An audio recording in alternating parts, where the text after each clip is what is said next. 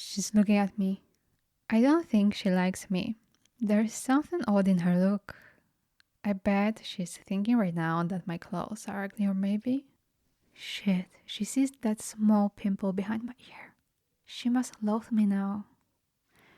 Hi, darlings. In this episode, I'm going to give attention to a condition called Rejection Sensitive Dysphoria, known also as RSD, and a little bit of attention about impostor syndrome. It is closely linked to ADHD, which can affect the regulation of rejection related emotions and behaviors. This subject is important to me as it's my latest discovery on my healing journey. RSD is an experience of emotional pain due to failure or rejection. The emotional stress itself is intense and difficult to stop as the reaction can't be controlled. The factor doesn't have to be specifically big. Sometimes small interactions that are unclear can trigger the response. This can result in low self-esteem, social anxiety, and fear of failure, or even stop an individual from starting anything. So how does it feel to suffer from RSD, and when does it start?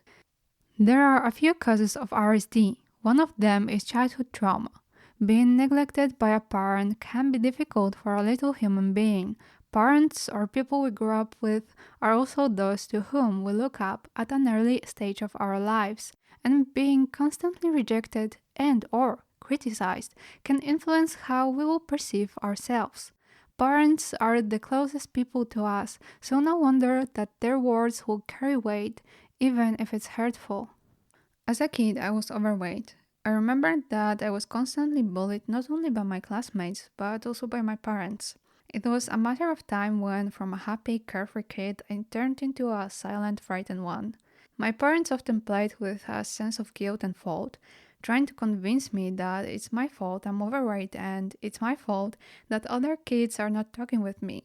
Today, I know that I had absolutely no control over that part of my life. But then, I believed them. They were my parents, so I felt that I had to.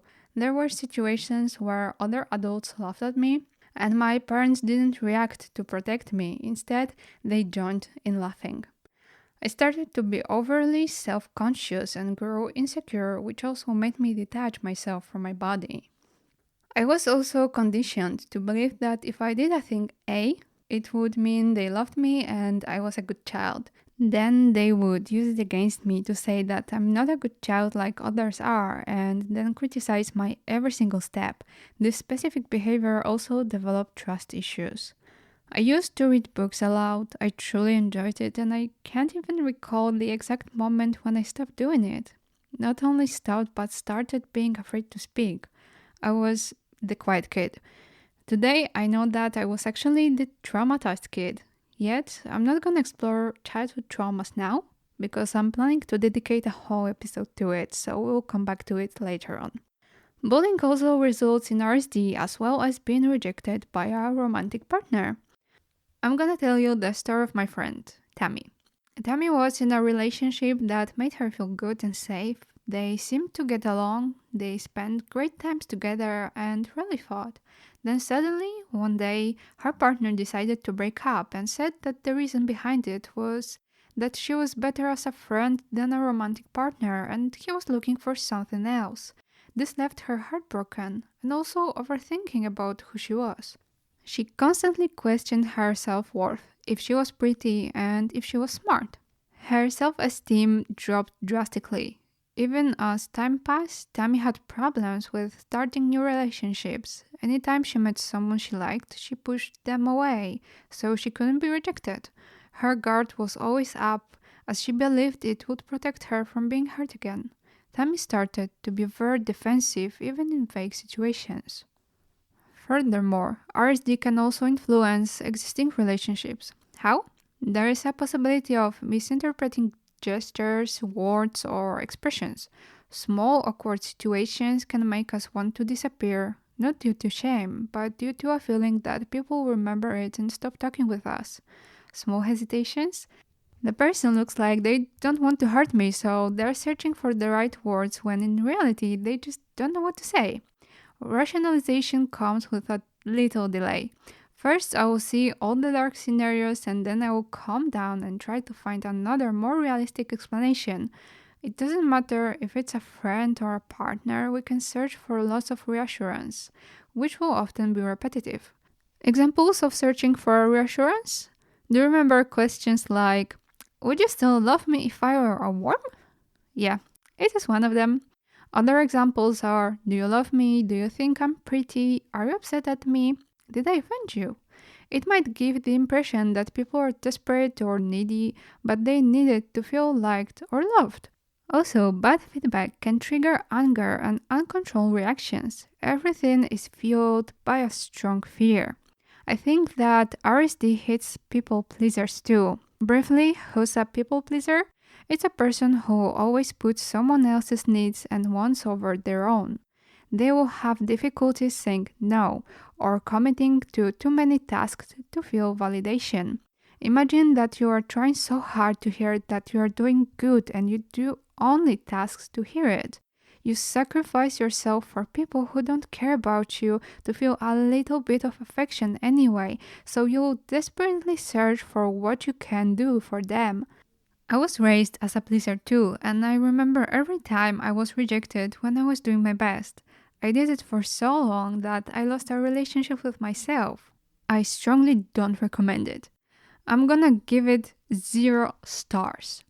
It's also difficult once you decide to change it because even if you follow your gut and reject something, then you'll feel an instant guilt and start questioning if your decision was right.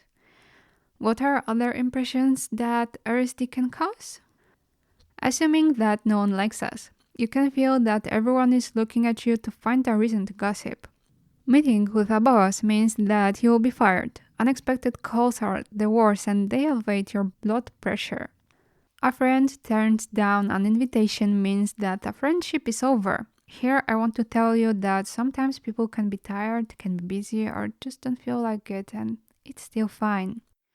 Lack of excitement when we tell a story means we're boring. Someone wants to talk? Surely it's about bad information. Analyzing situations when someone let us down and ignoring people who are still here with us. Outbursts at the slightest hint of criticism. Thinking that our partner wants to break up with us when they're busy or just need time for themselves. Grow high expectation towards ourselves so no one can reject us. And avoiding social events, assuming that no one will notice. I have also problems when someone is using positive interjections with lack of enthusiasm. They can be called color words, if you've met that term. To be clear, color words are expected to be pronounced with, let's say, a smile in one's voice. It's about being positive with words like amazing, wonderful, super. My special problem is with great. Because when I hear great, I'm like, great and? Great, fuck off. Great, I don't like you anymore. Or, great, it's an amazing day to finish our relationship because you suck. But after all, it's not really like that. When RSD is mixed with ADHD, it's like a massive clusterfuck. It can make us think obsessively about rejection, about what someone said to us, even if it was minor. It hurts like hell. Imagine other scenarios where we are hurt anyway, spending hours or even days in low spirits. Minor rejections will feel like the end of the world and that there is nothing after. In my experience, negative self-talk is the worst. Once I caught myself thinking that I was a loser, that I was not enough, that there was something wrong with me, and it happened without a reason. I was so used to mistreating myself that it was bouncing around in my brain, ruining my day. And of course, it was much easier than telling myself that I have the right to make mistakes and that I'm still fine. When I'm overwhelmed by RSD, I try to distance myself from what I feel and ask myself questions like, is it personal? Do I care about it? Is it going to change my life at some point? Mostly, the answer is no. Distraction is also helpful. Instead of asking people weird questions motivated by my fear, I'm doing something fun. I'm going for a walk, talking with my best friends, and analyzing situations together. I learned to be open about other people's opinions. Remember that you don't have to agree with them, but it's good to listen till the end and not get upset over it. I have those moments when I'm irritated at what they're telling me, but then I take a deep breath and listen because it will make sense. Coping with RSD is also about accepting that friendships or relationships can end. And you have the right to cry, to feel sad, to feel angry. Let yourself spend a little bit of time with your emotions, cry it out, and process it. I wanted to mention a little bit about imposter syndrome here because even if I didn't experience it, I find it interesting. It's a psychological pattern when you doubt your accomplishments, even if there is indisputable evidence that you are great. To me, it looks like not being able to identify with one's hard work. The fear behind imposter syndrome is that you'll be afraid of being exposed as a fraud, that you'll impute all of the success to luck, and you'll minimize your talent. You won't accept praise because you feel that someone else should receive it. You can also find yourself overworking to prove that you are not behind, you're not a liar, and that hard work will pay with a bigger satisfaction. According to researcher Dr. Valerie Young, we can distinguish 5 imposter types. The perfectionist. It makes you constantly feel that you could have done better. You feel like an imposter because your traits make you believe that you are not as good as others might think you are. The expert. You feel like an imposter because you don't know everything there is to know about a particular subject or topic. Because there is more for you to learn, you don't feel as if you've reached the rank of expert. The natural genius. In this imposter syndrome type, you might feel like a fraud simply because you don't believe that you are naturally intelligent or competent. If you don't get something right the first time around, or it takes you longer to master a skill. The soloist. It's also possible to feel like an imposter if you have to ask for help to reach a certain level or status. Since you couldn't get there on your own, you question your competence or abilities. And the very last one, the superperson. This type of imposter syndrome involves believing that you must be the hardest worker or reach the highest level of achievement possible, and if you don't, you are a fraud. To close this subject, I will tell you the story of my dear friend Sarah. Sarah described herself as a mix of the perfectionist and expert types. She's an educator working with university students, and starting up awakened the imposter in her head, making her feel that she didn't have what it takes to educate young people. She was not validating her knowledge and background. She started to be afraid that her students would undermine her material, proving that she was unprepared and not fit to teach them. The vision of receiving a question was scary because what if she didn't know? Her impostor was telling her that maybe other teachers are better and students would know it and would unmask her. Sarah also shared that one situation helped her silence the impostor. She had a student that was always sitting in the first row. It was visible that the student was listening and taking notes, but her face was vacant, which made Sarah worry that what she was saying was not good enough.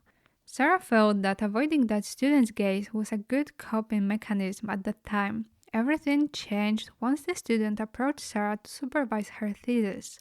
It made all of those irrational fears go away and made her understand it wasn't real.